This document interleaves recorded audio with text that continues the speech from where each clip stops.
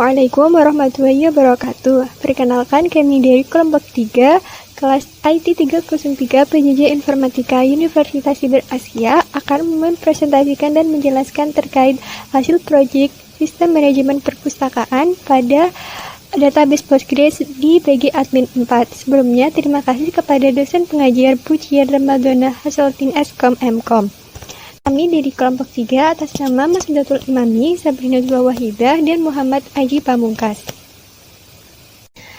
Baik, daftar isi yang akan dibahas pada presentasi kali ini antara lain yang pertama yaitu perancangan basis data, kemudian gambaran desain Entity Relationship Diagram, kemudian gambaran desain Physical Data Model, pemaparan proses create database yang meliputi 8 tabel antara lain tabel anggota, pengarang, penerbit, pegawai, kategori buku, dan tabel peminjaman serta pengembalian. Kemudian pemaparan proses insert database pada 8 tabel yang sudah dibuat. Kemudian yang terakhir yaitu pemaparan komen tambahan untuk database.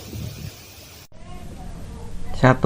Perancangan basis data. Perancangan basis data melibatkan proses merancang struktur baik secara logis maupun fisik dari satu atau lebih basis data guna memenuhi kebutuhan informasi yang diperlukan oleh pengguna sesuai dengan aplikasi-aplikasi yang telah ditentukan sebelumnya. Ada 6 fase proses perancangan database. Yang pertama, pengumpulan data dan analisis. Yang kedua, perancangan database secara konseptual. Dan yang ketiga, pemilihan DBMS. Yang keempat, perancangan DB secara logika, data model mapping. Yang kelima, perancangan database secara fisik. Dan yang keenam, implementasi sistem database. Selanjutnya kita akan membahas mengenai Entity Relationship Diagram atau ERD. Nah, di sini kita mempunyai beberapa shape.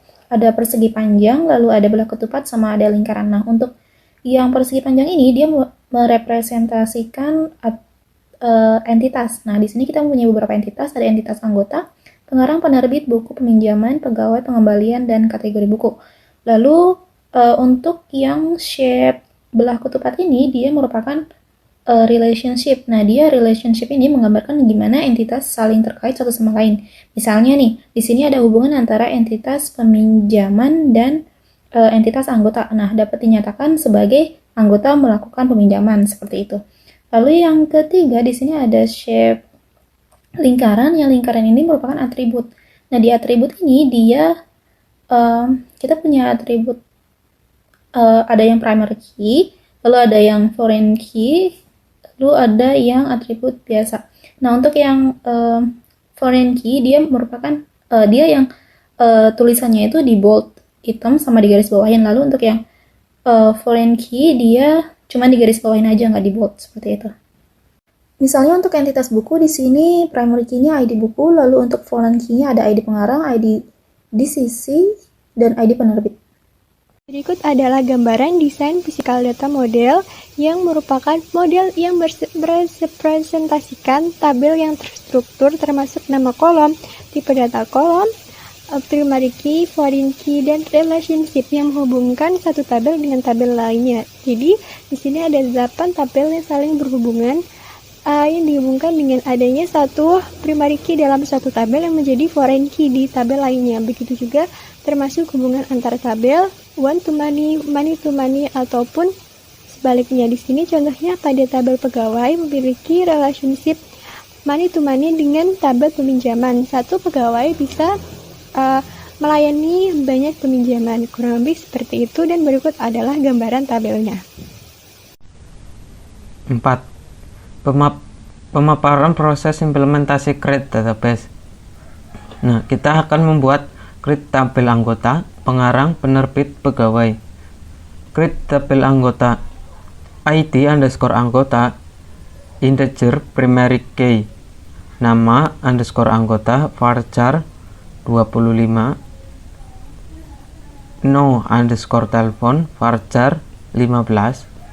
Jenis underscore kelamin, integer. Create tabel pengarang. ID underscore pengarang, integer primary key. Nama underscore pengarang, varchar 25. Email varchar 25.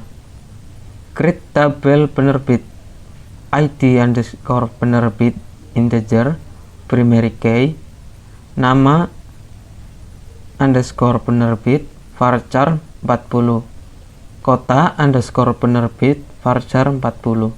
Create tabel pegawai ID underscore pegawai integer primary key, nama underscore pegawai varchar 40, username varchar 20, password varchar 20. Di sini juga ditampilkan data output dari tabel anggota, tabel pengarang, tabel penerbit, dan tabel pegawai. Selanjutnya kita akan membahas mengenai implementasi di PostgreSQL untuk tabel kategori buku dan buku. Nah, untuk kategori buku di sini ada nomor di sisi sebagai primary key. Dia tipe datanya integer, lalu untuk atribut jenis buku dia tipe datanya varchar. Lalu untuk tabel buku di sini primary key-nya ID buku. Lalu untuk nomor di sisi, ID pengarang dan ID penerbit itu merupakan foreign key. Kalau nomor di sisi itu primary key, kita ambil primary key dari kategori buku. Lalu untuk ID pengarang itu merupakan primary key dari tabel pengarang, dan untuk ID penerbit itu merupakan primary key dari tabel penerbit, seperti itu. Lalu di sini kita ada atribut judul buku, deskripsi, ISBN, dan tahun terbit. Yaitu pemaparan proses implementasi create database. Jadi untuk create database atau create tabel dalam database di PostgreSQL, kita bisa menggunakan command PLSQL. Untuk membuat tabel kita bisa menggunakan command create tabel, kemudian nama tabel misalnya di sini adalah peminjaman. Create tabel peminjaman, kemudian memasukkan nama kolom, tipe data kolom, dan juga statusnya. Di sini contohnya yaitu kolom ID peminjaman dengan tipe data integer sebagai primary key. Kemudian ID anggota, tipe data integer, reference anggota, ID anggota dari tabel anggota. Ini berarti ID anggota merupakan foreign key yang diambil dari tabel anggota. Begitu juga untuk ID pegawai dan ID buku. Kemudian create tabel pinjam dengan tipe data date dan juga tanggal harus kembali dengan tipe data date. Begitu juga untuk create tabel pengembalian, membuat tabel pengembalian dia terdiri dari 4 kolom, antara lain ID pengembalian sebagai primary key dengan tipe data integer, kemudian ID peminjaman dengan menggunakan tipe data integer dan merupakan foreign key dari kolom ID peminjaman pada tabel peminjaman. Untuk ID pegawai juga sama, mengambil foreign key dari tabel pegawai. Kemudian kolom yang terakhir adalah tanggal kembali dengan tipe data date. Kemudian berikut adalah gambar dari hasil create database yang sudah jadi untuk pembentukan kolom dan strukturnya. 5. Pemaparan proses insert database. Nah, di sini kita akan insert tabel penerbit dan tabel pengarang. Nah, yang pertama kita akan insert tabel penerbit. Yang pertama kita insert into penerbit, buka kurung ID underscore penerbit, koma nama underscore penerbit, koma spasi kota underscore penerbit, tutup kurung. Value yang akan kita isi itu yang pertama value spasi underscore 701 itu untuk ID penerbit, koma spasi petik Java Media petik, koma itu adalah nama underscore penerbit, spasi petik Yogyakarta petik itu sebagai kota penerbit, dan selanjutnya seperti itu sama. Dan di sampingnya adalah hasil dari insert tabel penerbit. Dan selanjutnya kita akan insert tabel pengarang. Insert into pengarang, spasi buka kurung ID underscore pengarang, koma nama underscore pengarang, koma email, tutup kurung. Value yang akan kita isi itu contohnya spasi buka kurung 601, spasi 1 Supardi, petik, itu sebagai nama pengarang, petik supardi@gmail.com, petik, itu sebagai email, dan seterusnya. Di sampingnya adalah contoh hasil dari insert tabel pengarang. Selanjutnya kita bahas mengenai progress insert database untuk entitas kategori buku dan buku. Nah, pertama di sini kita lihat sebelah kiri atas itu ada insert kategori buku. Nah, di sini pertama kita buat insert into kategori buku. Nah, ini adalah pernyataan untuk memulai operasi insert. Nah, kategori buku di sini adalah nama tabel yang akan diisi dengan datanya. Selanjutnya, nomor DCC dan jenis buku ini adalah bagian dari pernyataan insert yang tadi yang menyatakan kolom-kolom di mana data akan dimasukkan. Di dua kolom itu yaitu nomor DCC dan data jenis buku seperti itu. Lalu selanjutnya di sini ada values. Values ini adalah kata kunci yang menandakan bahwa kita akan menyertakan nilai-nilai yang akan dimasukkan ke dalam tabelnya. Misalnya nilai yang dimasukkan di sini ada 51, novel, 52 referensi, 53 kamus, 54 skripsi, 55 manga, 56 ensiklopedia, 57 kitab suci, dan 58 biografi. Untuk hasilnya bisa kita lihat di tabel sebelah kanan atas. Itu ada tabel untuk kategori jenis buku. Nomor DCC sebagai primernya, lalu untuk jenis bukunya. Di sini ada novel, referensi, kamus, skripsi, manga, ensiklopedia, kitab suci, dan biografi. Sesuai sama data yang dimasukkan tadi di programnya. Untuk insert entitas buku, di sini caranya kurang lebih sama seperti kategori buku, cuma bedanya data yang kita masukin di sini cuma 5 buku kayak gitu. Nah, di sini buku yang kita masukin ada akuntansi pengantar 1, kesejahteraan sosial, biografi Gus Dur, cedera kepala, dan kolaborasi PHP 5. Untuk atributnya di sini kita pakai ID buku, judul buku, ISBN, tahun terbit, jumlah buku, ID pengarang, ID penerbit, nomor DCC, dan deskripsi dari buku tersebut. Selanjutnya kita insert database untuk tabel pegawai dan tabel anggota. Nah, pertama di sini ada data pegawai dulu. Pertama kita buat insert into pegawai. Nah, insert into pegawainya ini adalah nama tabel yang akan diisi dengan data. Lalu untuk ID pegawai, nama pegawai, username, password, dan jabatan ini merupakan bagian dari pernyataan insert yang menyatakan kolom-kolom tadi di mana data akan dimasukkan seperti itu. Lalu untuk values di sini merupakan nilai-nilai yang akan kita masukkan ke dalam tabelnya nanti.